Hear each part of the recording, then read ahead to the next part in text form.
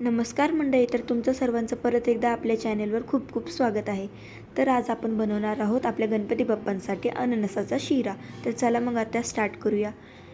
आता इथे मी घेतला 1 वाटी बारीक रवा, 1 वाटी साखर, 1 वाटी अननसाचे तुकडे, 1 वाटी अननसाची प्युरी, 1 छोटी वाटी तूप, 1 वाटी ड्रायफ्रूट्स आणि थोडी इलायची पावडर।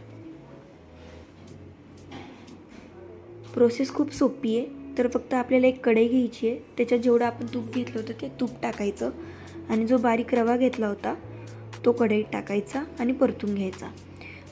कधीही आपला रवा बारीक गॅसवर परतून घ्यायचा, जेणेकरून तो चांगला भाजला जाईल। मोठ्या गॅसवर रवा भाजला की तो फक्त वरतून जळला जातो, पण तो नीट भाजला जात नाही। इथे मी पाणी गरम करायला ठेवले होते। आता आपल्याला रवा भाजून झाला की जेवढा आपण रवा घेतला होता त्याच्या 3 पट पाणी आपल्याला या रव्यामध्ये टाकायचं आहे।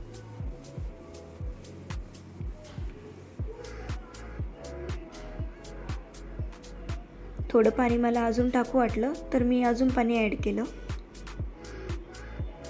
आता ह्यात अननसाची प्युरी आपण टाकत आहोत।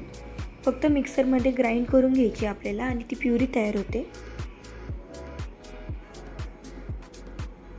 यात आता अननसाचे आपण तुकडे केले होते ते टाकतोय।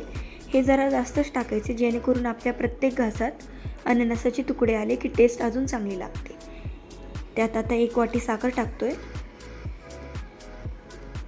साखर टाकली की आपल्या शिऱ्याला पाणी सुटायला चालू होते। मग तोपर्यंत मी तुपात ड्रायफ्रूट्स तळून घेतले आणि ते आपल्या शिऱ्यामध्ये टाकले। आता त्याच्यावर झाकण ठेवायचं बारीक गॅसवर आणि 5 ते 6 मिनिटं थांबायचं। आपला शिरा लगेच रेडी होतो, पाणी शोषून घेतो, घट्ट व्हायला चालू होतो।